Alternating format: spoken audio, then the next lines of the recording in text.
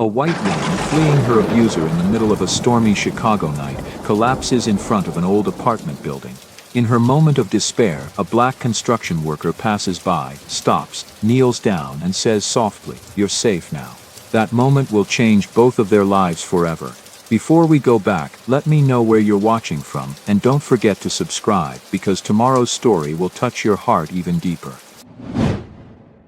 Sarah Mitchell ran through the streets of Chicago at 2 in the morning, her lungs burning, her legs screaming in protest, rain plastering her blonde hair to her face and making it almost impossible to see where she was going. She had been running for what felt like forever, maybe 20 minutes, maybe more, her sense of time lost in fear and the absolute certainty that if Brad caught her, she would not survive this time. Her face throbbed where he had hit her 3 hours ago, the blow splitting her lip and leaving what she knew would be another bruise to add to the collection she had been carefully hiding for months. Her left wrist ached where he had grabbed her, his fingers digging in hard enough to leave marks that looked like a bracelet of purple and yellow fingerprints.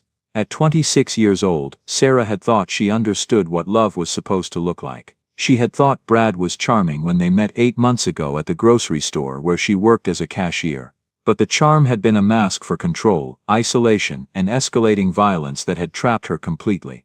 Tonight had been different. Tonight she had finally understood with absolute clarity that if she stayed, he was going to kill her eventually. She had seen it in his eyes when he was choking her against the bedroom wall, had felt it in the way his hands tightened around her throat even as she couldn't breathe.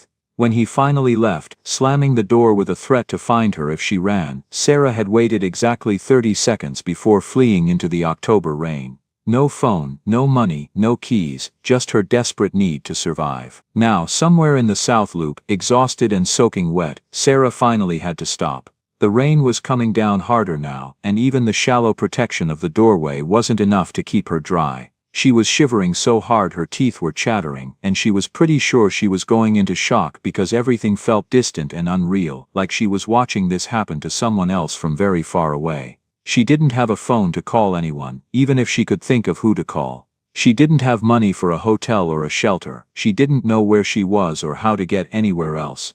And she was terrified that Brad was out looking for her, that he would find her somehow, that she had only delayed the inevitable by running. Sarah put her head on her knees and tried not to cry, because crying required energy she didn't have. She needed to think, needed to plan, needed to figure out her next move. But all she could think about was how cold she was, how much her face hurt, how tired she was of being afraid all the time. That's when she heard footsteps approaching through the rain. Heavy footsteps, work boots splashing through puddles, coming closer. The man who appeared was not Brad. He was a black man, tall and broad-shouldered, with kind eyes that looked tired in the streetlight. He wore work clothes, denim jeans, a flannel shirt under a worn canvas jacket, steel-toed boots, and a hard hat dangled from one hand. His dark skin glistened with rain, and he moved with the careful deliberateness of someone whose body had worked hard all day. He stopped when he saw her, his eyes taking in her position huddled, and Sarah saw his expression shift from neutral to something pained as he registered whatever he was seeing on her face. "Ma'am, are you all right?" he asked, his voice deep and gentle, with the kind of Midwest accent that spoke of Chicago roots going back generations. Sarah wanted to say yes, wanted to tell him she was fine and he should just keep walking and leave her alone, but the word wouldn't come out. Instead she just stared at him with wide, terrified eyes, shaking so hard she couldn't speak. The man took a careful step closer, moving slowly like someone approaching a frightened animal. He crouched down so he was at her eye level rather than looming over her, and Sarah noticed that his eyes were warm brown, filled with genuine concern. "You're hurt," he said quietly, his gaze moving over her face with gentle assessment. "And you're freezing. How long have you been out here?" "I don't know," Sarah managed to say through chattering teeth. 20 minutes, maybe more. Are you running from someone?" The question was asked gently, but with an undertone that suggested he already knew the answer. Sarah hesitated, years of Brad's threats about what would happen if she told anyone warring with her desperate need for help. "Yes," she finally whispered. "Is he looking for you right now?" "Probably." The man nodded once, as though this confirmed something he had suspected. "Then you can't stay here. If someone's looking for you, they'll find you eventually sitting out in the open like this." He set down his hard hat and extended his hand. "My name is Marcus Washington. I live about 4 blocks from here with my sister and her kids. Come with me. We'll get you dry and warm, and we can figure out what to do next." I can't, Sarah said automatically, Brad's voice in her head telling her never to trust anyone, never to ask for help, never to make him look bad by admitting what happened in private. I don't know you. No you don't, Marcus agreed, but right now your options are freeze to death in this doorway, go back to whoever hurt you, or trust me. I'm not saying I'm a perfect option, but I'm probably better than the other two. And I promise you, I'm not going to hurt you, that's not who I am. My mama raised me better than that. There was something in his voice, in the steady way he held her gaze, in the careful distance he maintained even while offering help, that made Sarah want to believe him. Or maybe she was just desperate enough that any offer of shelter sounded better than staying in this doorway waiting for Brad to find her. How do I know you're telling the truth? She asked. How do I know you're not worse than what I'm running from? You don't, Marcus said honestly. But here's what I can tell you, I'm 42 years old, I've been working construction for 20 years, I take care of my sister and her 3 kids because their daddy left when the youngest was born. I go to church every Sunday with my mama. My own daughter lives with her mother in Milwaukee. We agreed it was better for her to have stability with one parent rather than bouncing between 2 cities. If my girl was sitting in the rain like you are right now, I'd hope someone would help her. That's all I'm trying to do, help someone who needs it. Why would you help me? You don't know me either. Because Marcus said simply, I recognize the look on your face. My sister had that same look 5 years ago when she finally left her husband, and I can't walk past that and do nothing. So are you going to come with me, or are you going to stay here and hope for the best? Sarah looked at him, at this stranger with kind eyes and a calm voice who was offering her exactly what she needed most in this moment, safety and warmth and protection. She knew this was potentially a terrible decision, that accepting help from a strange man could be walking into a worse situation than the one she had just escaped, but she was so cold and so tired and so scared. And the alternative was sitting in this doorway until Brad found her or until she died of hypothermia. At least this way she was choosing something instead of just passively waiting for whatever happened next. Okay, she said quietly. Yes, I'll come with you. Marcus stood and held out his hand to help her up. Sarah hesitated for just a moment before taking it, and his hand was warm and calloused and solid, the kind of hand that came from years of physical labor. He pulled her to her feet gently, steadying her when she swayed slightly from exhaustion and cold. Can you walk? I think so. Good. It's just 4 blocks. Stay close to me. They walked through the rain, Marcus matching his pace to hers, even though she was moving slowly, her body protesting every step. He kept himself between her and the street, a position that felt protective rather than threatening, and didn't try to touch her except when she stumbled once and he caught her elbow to steady her. True to his word, 4 blocks later they arrived at a modest apartment building that had seen better days but was clean and well maintained. Marcus used a key to let them into a lobby that smelled like cooking and was blissfully warm and dry. They climbed 2 flights of stairs, and Marcus unlocked a door that opened into a small but tidy apartment. The space was clearly lived in, with children's toys neatly organized in a corner, family photos on the walls, and furniture that was worn but clean. Jayla, Marcus called out as they entered. You still up? A woman appeared from what looked like the kitchen, drying her hands on a dish towel. She was in her late 30s, with warm brown skin and her hair pulled back in a neat bun. She took one look at Sarah and her expression shifted to immediate concern. Marcus what? Found her in a doorway in the rain, Marcus said quietly. She needs help. Can you get her into some dry clothes while I make some coffee? Jayla didn't hesitate. She crossed to Sarah immediately, her eyes taking in the bruises with an expression that said she understood exactly what she was seeing. Come on, honey, she said gently, taking Sarah's arm. Let's get you out of those wet things. Marcus put on some soup too. She looks half frozen. Sarah found herself being guided into a small bathroom while Jayla disappeared and returned with clothes, sweatpants, a soft t-shirt, thick socks, all clearly worn but clean and warm. There's hot water if you want a shower, Jayla said. Take your time. You're safe here. Nobody's going to hurt you. The kindness in her voice, the lack of judgment, the simple acceptance of Sarah's presence made something crack in Sarah's chest. She nodded, not trusting herself to speak without crying. After Jayla left, Sarah locked the door and stared at herself in the mirror. She looked worse than she'd thought. Her face was swollen and bruised, her lips split and puffy, her eyes huge and scared in her too pale face. She didn't recognize this person. She stripped off her wet clothes and stepped into the shower, turning the water as hot as she could stand. The heat slowly penetrated her frozen skin, and she stood under the spray for several minutes, letting herself finally feel safe enough to process what had just happened. She had escaped, she had run, she had survived. When she finally emerged from the bathroom, dressed in Jayla's clothes, which were slightly too big but wonderfully warm, she found Marcus and Jayla waiting in the small living room. A bowl of soup sat steaming on the coffee table, along with bread and water. "Sit," Jayla said, gesturing to the couch. "Eat something, you look like you haven't had a decent meal in days." Sarah sat carefully, her body aching now that the adrenaline was wearing off. She ate slowly, aware that both Marcus and Jayla were watching her with concern but not pushing her to talk. "What's your name, honey?" Jayla finally asked after Sarah had eaten about half the soup. Sarah Mitchell. "I'm Jayla, Marcus's sister.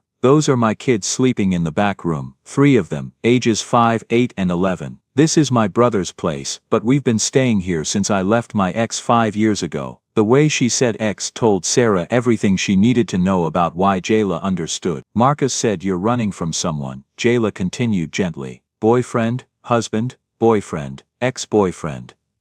As of tonight, I guess." "How long were you with him?" 8 months total, but it only got bad about 3 months in. Really bad these last couple months." Jayla's expression darkened. "Any amount of time being hurt is too long. What happened tonight that made you run?"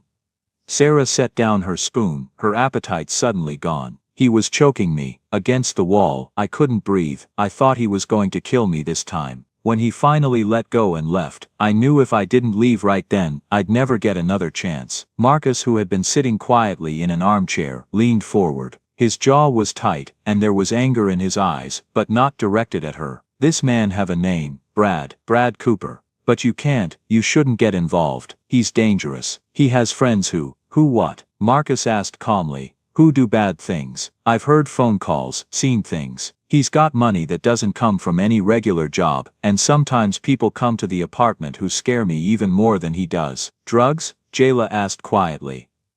"I think so, or maybe something else illegal. I don't know exactly, but I know he's connected to people who hurt others for a living." Marcus and Jayla exchanged a look that Sarah couldn't quite read. "Here's what's going to happen," Marcus said, his voice firm but kind. "You're going to stay here tonight. Tomorrow we're going to figure out your next steps, maybe a shelter, maybe family if you've got any, maybe the police if you want to go that route. But tonight, you're safe, you sleep, you rest and you don't worry about anything else. I can't just stay here. I don't want to put you in danger. If Brad finds out." "Sarah," Jayla interrupted gently, "I've been where you are. I know what it feels like to think you're putting everyone at risk just by existing. But you're not the problem here. The man who hurt you is the problem, and you deserve help, whether you think you do or not." Sarah felt tears spill down her cheeks. "Thank you," she whispered. "Thank you for not turning me away."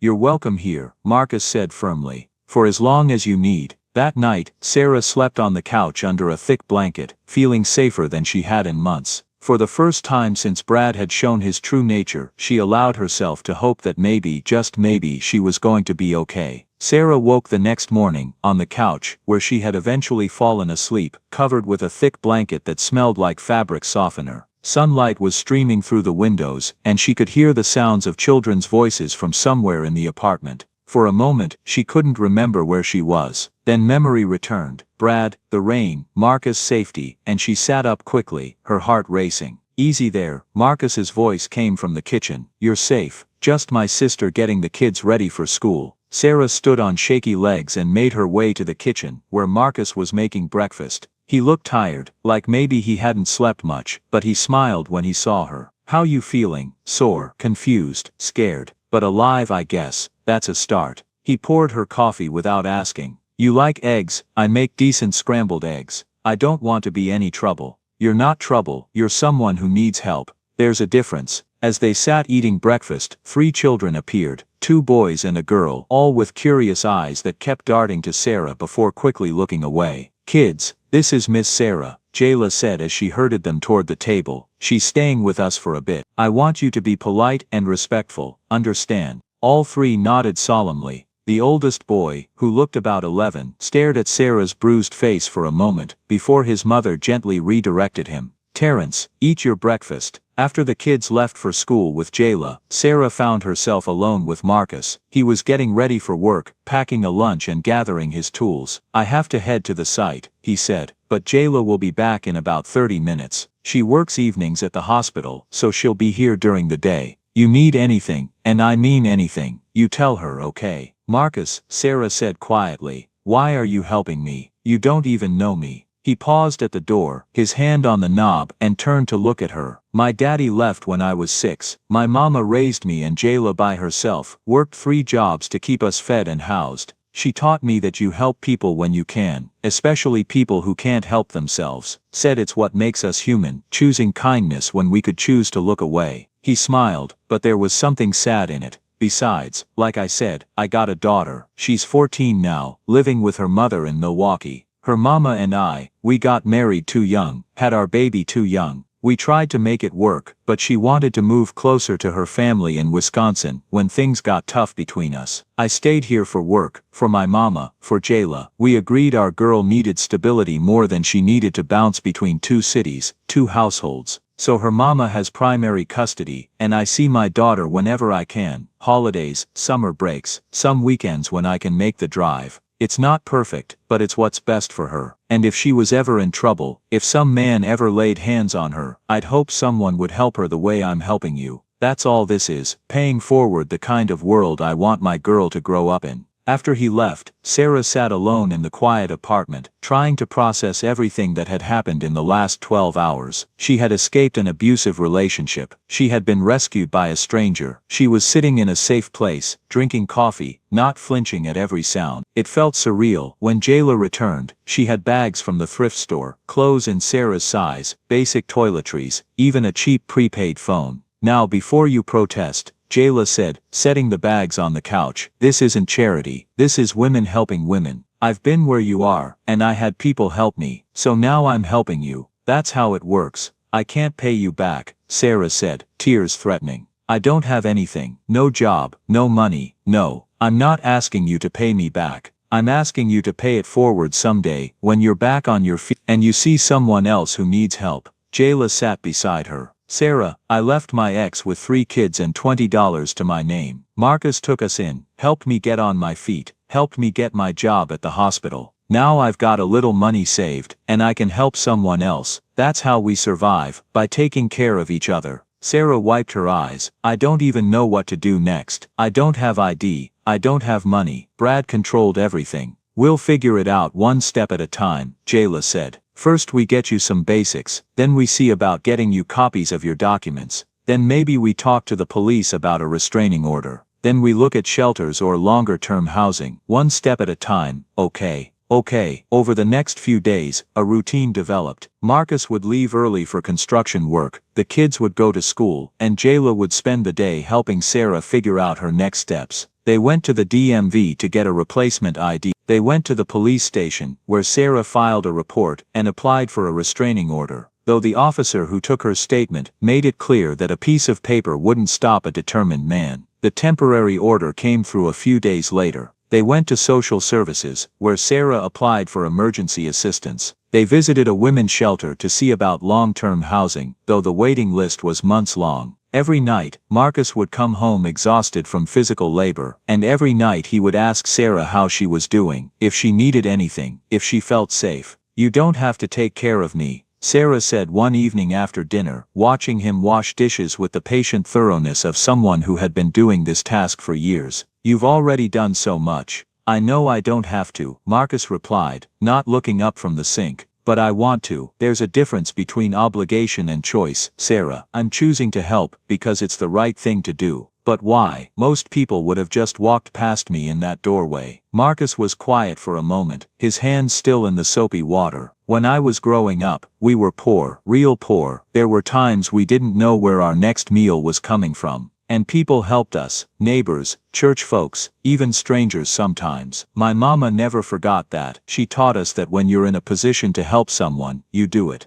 You don't ask what's in it for you, you just do it because it's right. He finally looked at her. I'm in a position to help you, so I'm helping. That's all there is to it. Sarah found herself deeply grateful for Marcus's steady presence. He wasn't hovering or controlling, just there, consistent and kind. She looked forward to the sound of his key in the door at the end of each day, to the conversations they shared over dinner, to the quiet companionship of just being in the same room. It was the kind of safety she'd never known with Brad, and she treasured it as the gift it was, a friendship built on respect and genuine care. 3 weeks after Sarah had escaped, it was now early November, and Chicago was settling into its cold season. Brad found her. Sarah had been walking back from the corner store with milk for Jayla's kids. She had started to feel almost normal, taking these small trips alone, feeling like maybe she could start reclaiming her independence. She was half a block from Marcus's apartment building when she saw him. Brad was standing across the street, leaning against a car, watching the building. He looked thinner than she remembered, more haggard, with dark circles under his eyes, but when their eyes met, she saw the same rage she remembered, the same possessive fury that had terrified her for months.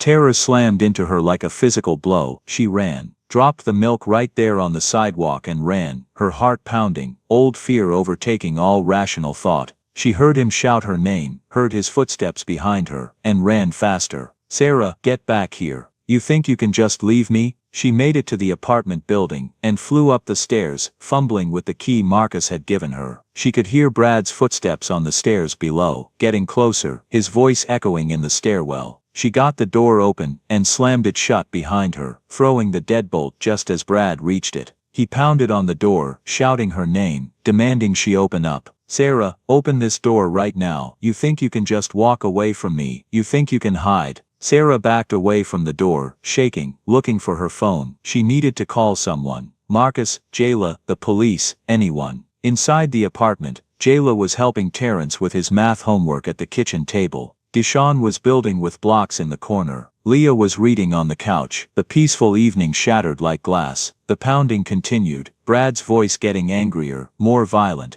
"You're mine, Sarah, you hear me? Mine. You don't get to just disappear. I've been looking for you for weeks. Open this door. Go away." Sarah screamed. "I called the police. They're coming." "The hell they are. Open this door or I'll break it down." Jayla was already moving, phone in hand, shepherding the children toward the bedroom. "Kids, go to your room. Now. Lock the door." "But Mama," Terrence started. "Now." Jayla's voice was sharp with fear as she dialed 911. Then suddenly there was a different voice, deep, calm and absolutely terrifying in its controlled anger. "Step away from that door." The pounding stopped. Sarah crept to the peephole and looked out. Marcus was standing in the hallway, still in his work clothes covered in dust, holding his hard hat in one hand. He wasn't shouting, wasn't aggressive, but there was something in his posture that spoke of barely contained fury. "This doesn't concern you," Brad said, but Sarah could hear the uncertainty in his voice. Marcus was bigger than Brad, broader across the shoulders from years of physical labor, and something about the way he stood made it clear he knew how to handle himself. "It concerns me when a man is pounding on my door, scaring a woman who's under my protection."